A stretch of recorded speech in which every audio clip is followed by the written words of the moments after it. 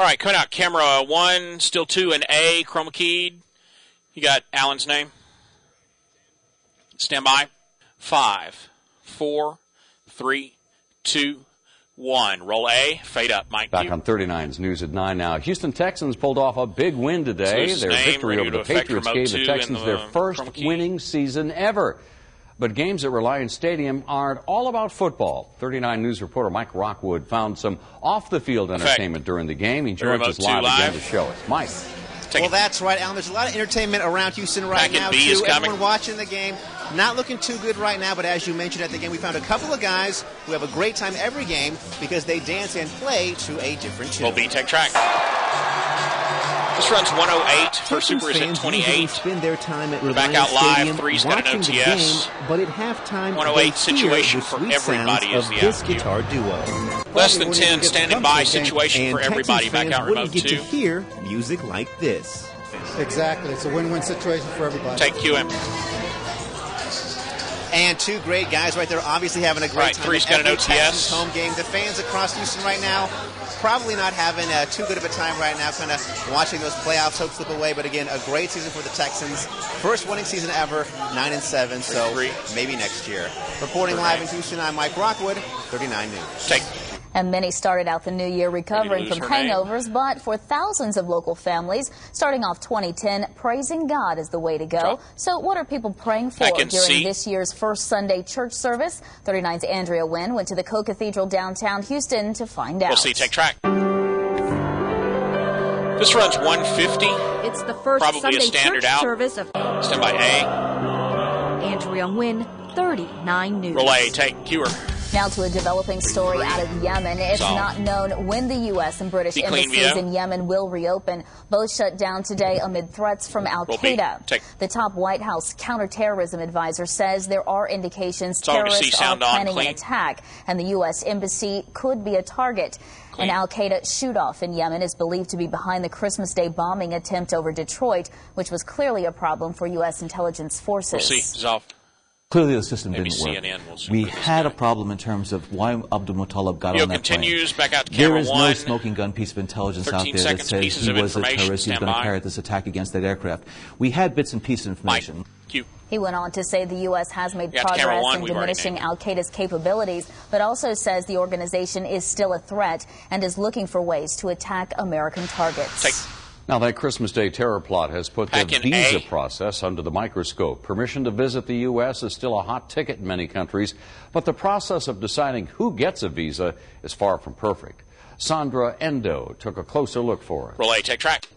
For an entry into the United States, this runs 224 standard out. To get an Sandra Endo, Washington. Roll B, wipe track. I want you to learn from the inside. I want you to gain their trust. Mike Hugh. The big blue aliens of Avatar are still packing movie fans into theaters. It has topped the box office again for the third weekend in a row. James Cameron's 3D epic ranked in over $350 million in the past 17 days. Sherlock Holmes, starring Robert Downey Jr., trailed in the number 2 spot. It earned a total of $140 million in theaters. And the third runner-up was the family tale, Alvin and the Chipmunks, The Squeakquel. And there were a lot of hits and misses at the movies in 2009. 39's Mia Gradney takes a look at what sizzled and what fizzled. We'll see. Take track. Tonight, a special Mia at the movies. I'm Mia Gradney, and I look forward to seeing you at the movies in the new year. Roll A, take Q. And that brings us to tonight's poll question. We want to know from you, what's your favorite holiday movie released in 2009? Text 1 for Twilight New Moon, 2 for Avatar, 3 for Sherlock Holmes, or 4 for The Blind Side. Send your responses to 39 to 39. We'll bring you the results tomorrow at 5 and 9. Take Roll B, Q Allen. Houston Texans are glued to the television tonight, wondering if they're going to make the NFL playoffs. A big win this afternoon set up tonight's nail-biter. Q. And I hate to be the one to say it, but after a long holiday, it's back to work, back to school tomorrow. Grab your coat. It will be cold in the morning, upper 30s, lower 40s with cloudy skies, and we have more cold weather on the way. Your full look at your forecast is coming up after the break. Right. Okay. Very nice. 3:45 back. Weather open in C. Out to the weather graphics without his name. Stand by. 5, 4, 3, 2, 1. Roll C. Fade up. Stand by the weatherman. White Mike Q. Today was one of those days, well, when you might just wanted to stay inside. Cloudy skies. It was cool for most of the days. And a high of only 35 on Friday with a low of 24. So it's going to get bitterly cold before it gets any warmer. All right. I got an idea. How about everybody turns up the heater in their car all the way and rolls down the windows? Do you think that'll help, Eddie? It might help a little bit. Something. Gosh. We need something, Absolutely. don't we? All right. Thank you so much, Music, Justin. ready 3. Well, the big day in Houston sports. Our sports director, Jorge Vargas, is keeping a close eye on the playoff picture. Jorge. Yeah, the playoff picture is looking bleak for the Texans right now, but not because of the Texans' performance. They came out and played their most complete game of the season, beating the Patriots. Just one element here, stand by master. We will hear from the team coming up next in sports. Right. Nice.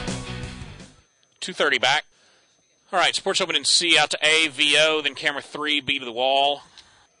5, 4, 3, 2, 1. Roll C, fade up. Roll A, white Mike Q.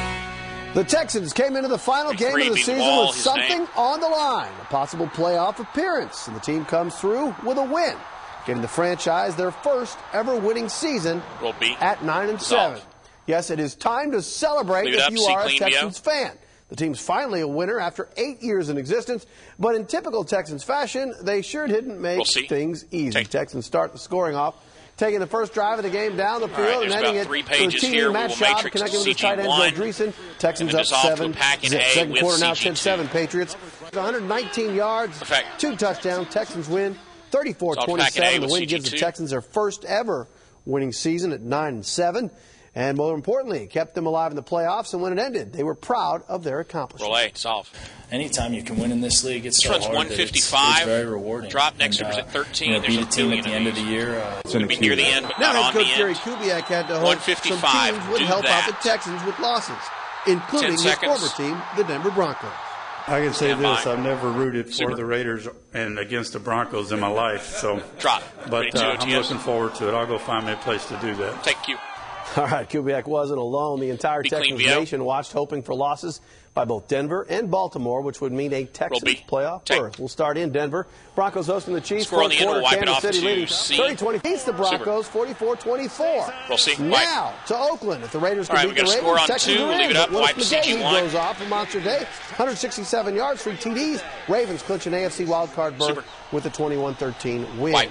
So Houston's playoff hopes come down to right now. Next. And it's not good. The Jets need to lose, and they're up 30-0 in the fourth. And how about them Cowboys? Boys come out and shoot down the Eagles in the battle for the NFC East title. No fight in Philly. Romo throws 311 yards, 2 TDs. Cowboys win easily, 24-zip. And take a look at this. We're showing you because it's amazing. Score on the end, wipe it off C. Bills hosting the Colts, second quarter. Ryan Fitzpatrick going deep. Terrell Owens will score. Bills beat the Colts 30-7. Now, Bob McNair is scheduled to have a press conference on a 4-shot here in about the next 5 minutes. He is supposed to talk about what he thought about the Texans season and the future of Kubiak. Right now, he says he's in. So we'll see. Are we killing that page? All right, we'll see you next week. Copyright. Roll your show. Fade. When did we kill that page? Is Chris Johnson F13? Well, we ran it. He didn't read any of it.